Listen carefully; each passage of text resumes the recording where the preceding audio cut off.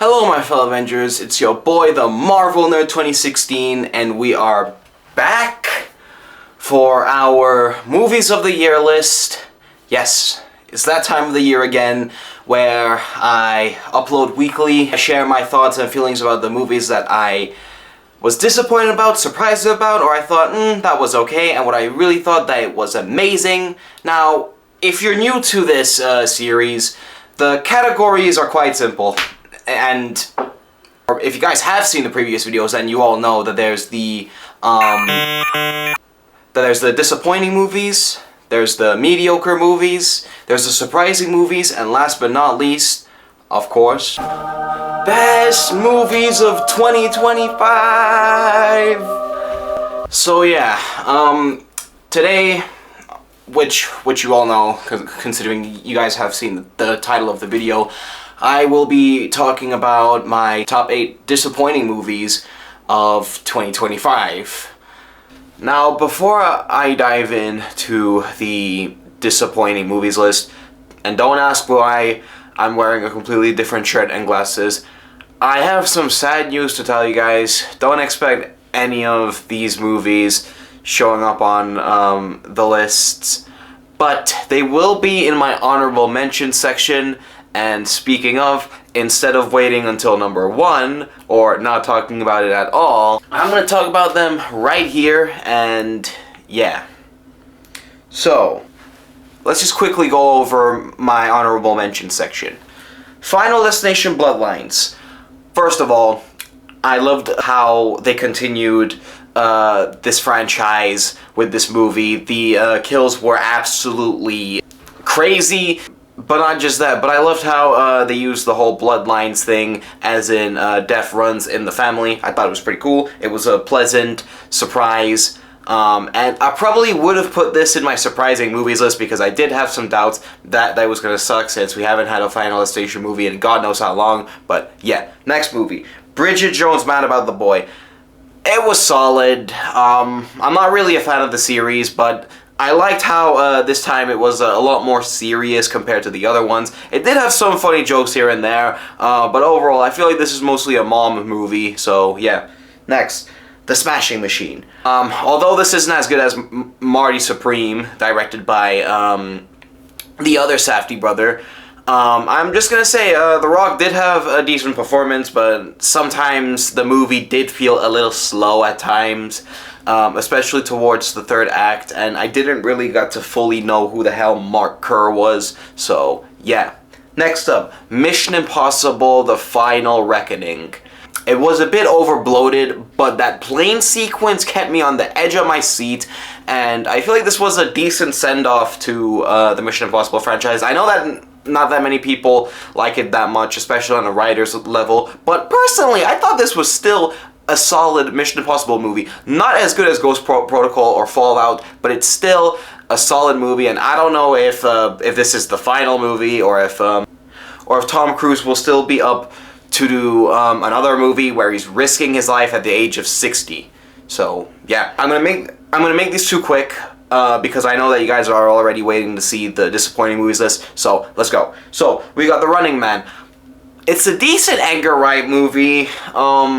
A few times it did kind of feel like a Hunger Games knockoff. It was fun though, but at the same time it was missing that Edgar Wright feel, especially with the camera movements from Baby Driver, or like the comic relief of Scott Pilgrim vs. the World. I don't feel like his flair was what was really there with this movie, but overall it was solid. But I am kind of sad that it didn't make that much money in the box office. But I mean, to be fair, we've seen way too many dystopian movies where it's about like rich folks watch poor people suffer for their entertainment.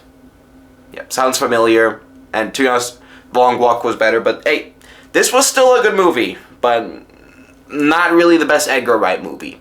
Okay, now, last but not least, we got Anaconda, and the fact that 2 Jack Black movies have came out this year, and this was much better than the freaking Minecraft movie is crazy. Because from the trailers, I thought this was going to be dumb and stupid, but when I watched the movie, I thought it was really funny, and a few times I was thinking to myself, okay, is this an actual movie or is this some kind of SNL skit? But overall, I loved Jack Black in this movie and Paul Rudd and the dad from Diary of the Wimpy Kid. And everyone's performances was really good. And overall, this was just a dumb, fun time at the cinema. And yeah. Okay. So, yeah, what am I waiting for? Let's jump into the disappointing movies list. What the fuck? Okay, so coming in at number 8, we got Avatar: Fire and Ash. Now, I've already made a video on this movie, so I'm gonna make this quick. So, the reason why I put Fire and Ash on my disappointing list is because I was very underwhelmed with the story and how it was recycling some of the plot beats from The Way of Water. And the villain of Varang and her Fire Clan was completely sidelined in the third act of the movie, even though they were heavily advertised in every trailer.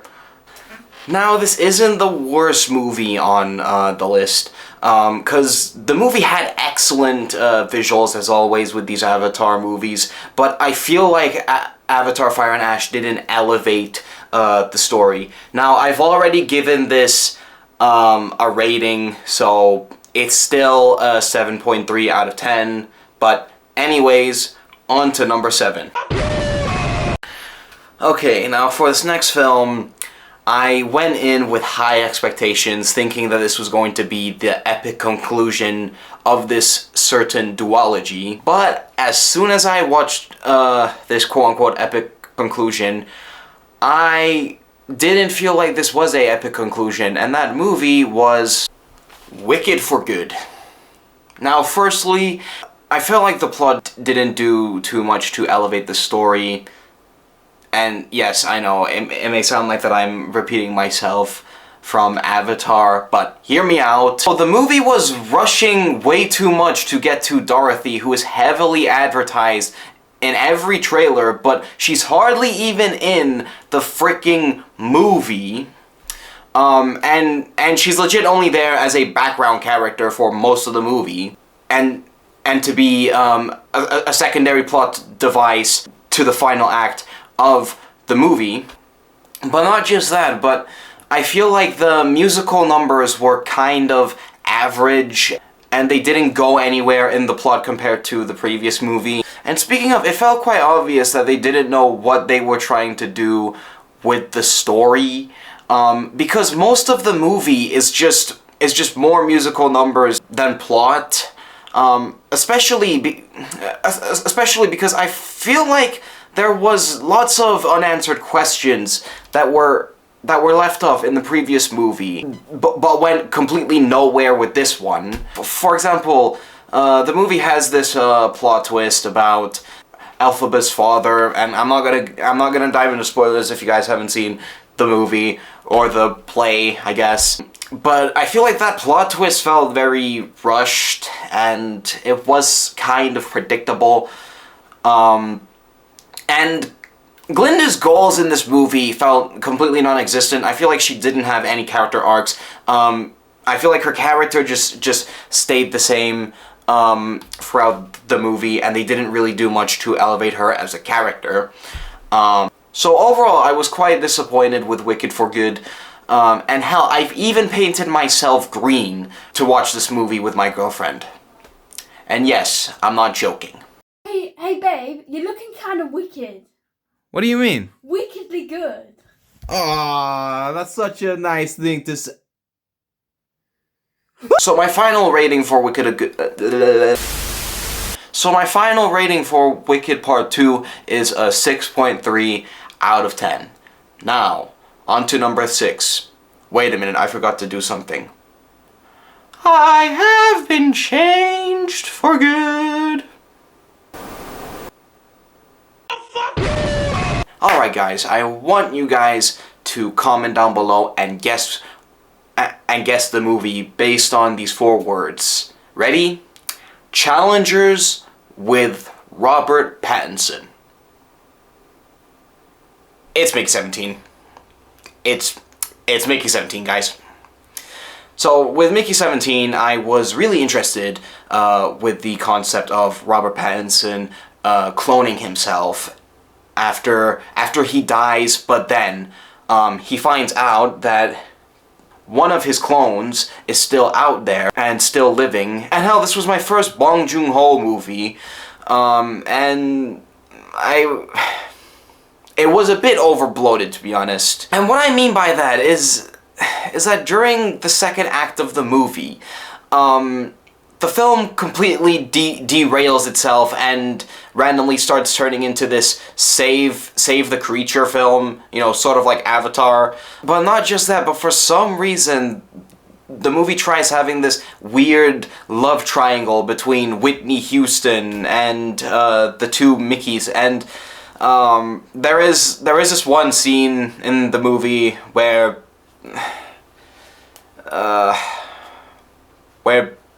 Whitney Houston and the two Robert Pattinsons were about to get their freak on, and I remember watching this scene with my mom, and it was quite uncomfortable. It was a very uncomfortable experience. But I feel like Mickey 17 should have been a miniseries, because the whole story crams in way too many side plots and elements that I kept on thinking to myself, okay, this is way too much for one movie. Mark Ruffalo's character felt like a carbon copy of Donald Trump. Robert Pattinson did do a pretty good performance playing both Mickeys. The movie overall was okay. I just feel like it would have been better if they could have trimmed it down a bit. Now, I have made a out of cinema review for Mickey 17, and I have given it a rating. I did have a okay time with this movie, but I wish that it could have been a bit better. But anyways, let's dive into number 5 of 6.3 out of 10, and it is still a 6.3 out of 10, so yeah. Anyways, let's dive into number 5. Man, outside of Zootopia 2, 2025 hasn't been a good year for Disney movies. Coming in at number 5, we got Freakier Friday. Now, I loved the first Freaky Friday, and when I heard that they were making a sequel to Freaky Friday, I was skeptical, thinking that it was going to suck, but I tried going into Freakier Friday open-minded, and it was not good. First of all, I didn't like how the movie takes the whole mother having a new husband and daughter hates new husband's daughter and can't accept each other as siblings. And I don't know what the hell the writers were thinking, because the movie tries having this whole Alvin and the Chipmunks 4-esque plot of the daughters trying to stop the wedding from happening. But not just that, but the way how their bodies are switched a second time around felt kind of stupid. Most of the jokes were unfunny in this movie. The film's pacing felt dragged, even though it was 2 hours, but hardly anything was even happening in this movie. And also, this movie felt like a copy and paste of the first, but if it was written with zero substance. I've already made a video on Freakier Friday, and the movie is still a 4.5 out of 10, and do you know what? If I would have written the script for Freakier Friday, then I would have made it about Anna having 2 daughters that don't get along, and meanwhile Anna is having an existential crisis being a single mother, and then all 4 of the characters would be in the same room as the fortune teller, but I guess we gotta be grateful with what we got I guess. Anyways, I've been yapping way too much about Freakier Friday, so let's go on to number 4. Imagine a movie where Nicolas Cage is bullied on a beach by Australians for 2 hours. And the movie is The Surfer. I don't know what the hell this movie was trying to be, but I remember seeing a trailer for this movie, and all I knew from the trailer is that Nicolas Cage is on this beach, and then this beach gang steals his surfboard, and Nicolas Cage is just fighting to get his surfboard back, or some shit. But then I watched Elvis the Alien's review on this movie, and although this guy watches the most absurd movies that you can think of, especially Nosferatu, and then I thought to myself, you know what? Let's check this out. Let's see what the hype is about. And then after watching this movie, I felt confused, with a pit in my fucking stomach. First of all, the plot of the movie makes absolutely no fucking sense. Second of all, the whole movie is just gross and mean-spirited, and a few times I tried to feel bad for Nicolas Cage's character, but the back of my mind was just thinking, bro, you could have just driven away and looked for a different beach house. But no! Because during this movie, he just sits in his car, spying on the beach gang, and then he just loses everything, and everyone just torments him. And I'm shocked how this movie has a 84% critic score on Rotten Tomatoes. Like, did I just watch a completely different movie? Because this sucked ass. The only redeeming quality which I can give for The Surfer is that the movie does have some interesting cinematography, especially that one scene where it looks like that water is on the lens. I thought that was pretty cool, but overall this was a massive piece of shit. If you want to watch a movie where Nicolas Cage is bullied for 2 hours, then just watch Dream Scenario, because at least that movie had a plot. But anyways, The Surfer is a 2.3 out of 10. If I went to a beach where there's a beach gang that doesn't let anyone there, then I'll just drive away to number 3. Okay, coming in at number 3, we got Marvel Zombies. Now I know what you guys are thinking. This is a miniseries, not a movie.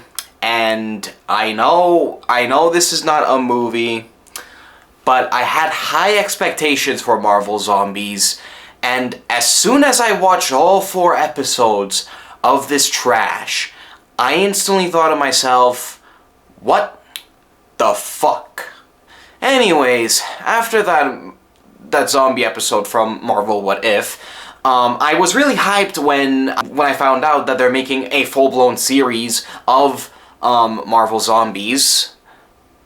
Anyways, that Marvel Zombies episode from Marvel What If, I was really hyped when I heard that they're making a full-blown R-rated Marvel Zombies show. And then, when I watched all 4 episodes of Marvel Zombies, I was just left with the most rotten taste in my mouth after when I finished Marvel Zombies. First of all, the show makes Miss Marvel the main character, and for some reason everyone keeps praising her even though she barely does anything throughout this entire TV show. And also they kept the ugly animation from Marvel What If, which you see right here where it's all kind of Play-Doh-y and shit. They completely underutilize the whole zombie apocalyptic aspect of the show, which felt very strange because this is supposed to be a Marvel zombie series. And the introduction of Blade just felt completely shallow. Like, are you serious right now that, not only you introduced, Blade almost 7 years ago, right? And for a long time, we still don't have a fucking Blade movie. But anyways, we're not talking about Blade. Oh yeah, and speaking of, they have recently canceled that, so yeah, joke's on you, Marvel. And the only good parts of this godforsaken show were some of the fight scenes and some horror. It not only failed as a Marvel show, but it failed at being a zombie show. And that whole ending in the final episode was just completely rushed and stupid, that as soon as I finished the show, I legit felt like that meme where Joe Pesci says, "What the fuck was this piece of shit?" What the fuck is this piece of shit? I feel like the Marvel Disney Plus shows have really been falling off. The only decent show that I've watched from last year was Daredevil Born Again. But outside of that, I've completely lost interest in these shows. Like, I don't even give two shits about Wonder Man.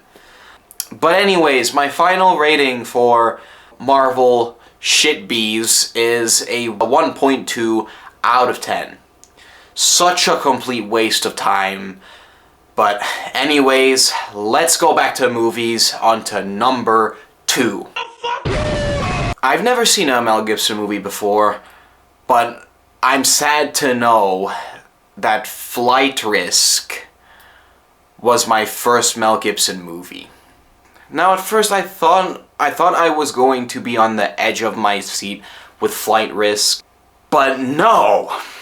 Mark Wahlberg's character in this movie was just creepy and gross, and kept on talking about how he would grape Eddie Brock from Spider-Man 3 and this officer lady. But not just that, but the whole movie was completely forgettable. There's literally an opening scene where the first shot of the movie looked like if it was generated by fucking AI.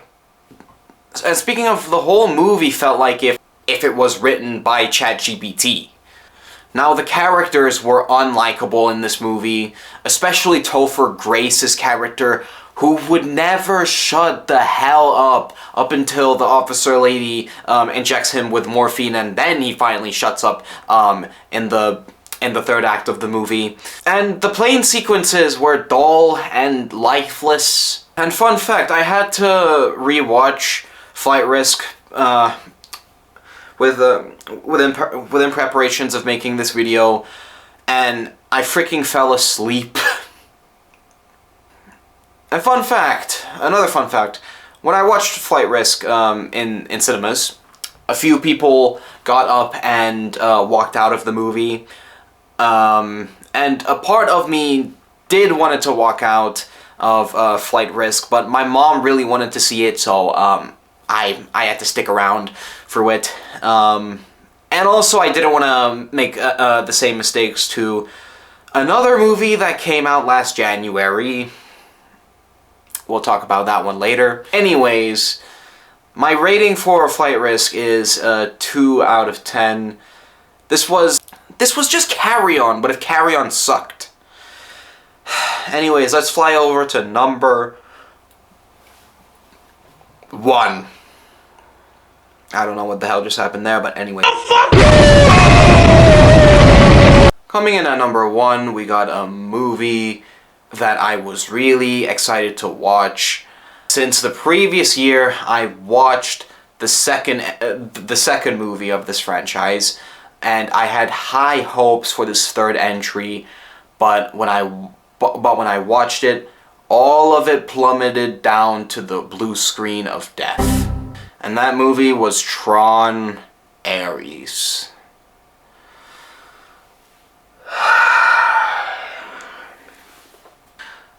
First of all, why the hell did they completely get rid of Sam and Quora? But not just that, but none of the characters were even well developed or even written.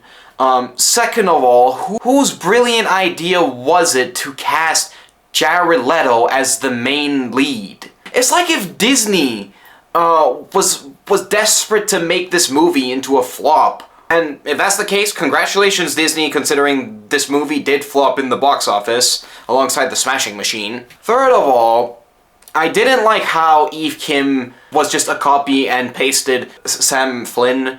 Also, I feel like Tron Ares fails at making you care about these characters, although they tried giving Eve Kim this emotional treatment by having a dead sister. But then after that, you completely forget about her character arc during the third act of this movie. And fourth of all, how can you call this Tron when Tron himself isn't even in the movie? And we barely get to see the grid. Now, I understand that the whole movie is about the grid coming into the real world, and how I thought that the concept was cool, but the execution fucking sucked in this movie. But we could have at least gotten some more scenes in the grid, aside from that jet ski chase scene. And fifth and last of all, during some scenes of this movie, the 9 Inch Nails score was too damn loud that I could barely hear the dialogue and what the characters were even saying during some scenes. And also, I didn't mind the 9 Inch Nails score for this movie, and hell, I have listened to the 9 Inch Nails score for the for Tron Ares a lot, that it even made it onto my Spotify Wrapped. But my main problem with the score was that it was constant techno music, and during some scenes it felt out of place at times during some parts of the movie where there wasn't that much action, or if there was a dialogue scene, then it would just be constantly be bumping up the 9 Inch Nails score, going boom, boom, boom, boom, boom. Also, Daft Punk did it better. I mean, there's no debate on that. But anyways, I'm really sad that we're never gonna get a 4th Tron movie. And the Tron films had so much potential at being a massive sci-fi franchise like Star Wars or Dune. And hell, if I could blame someone for the death of Tron, then I blame Jared Leto. Honestly, Holly, stop casting him in movies. Literally, like it didn't work out with Morbius. And speaking of the fact that this movie bombed even lower than Morbius's flop is even more shocking, but at the same time it's not shocking, because who would want to watch a movie with a freaking pedo cult leader? The hell? I've already given my rating for Tron Ares, and it is still a 4.3 out of 10, and the only reason why it's slightly higher than Marvel Zombies and Flight Risk, the movie had some amazing visuals and sound design, but outside of them two things, it still sucks. But yeah, that was my top 8 disappointing movies of 2025. Thank you all for watching my top 8 disappointing movies of 2025. Make sure to like and comment down below your thoughts and feelings about what disappointed you in 2025. And yeah, I'll see you guys next week for my surprising movies list. So yeah, take care.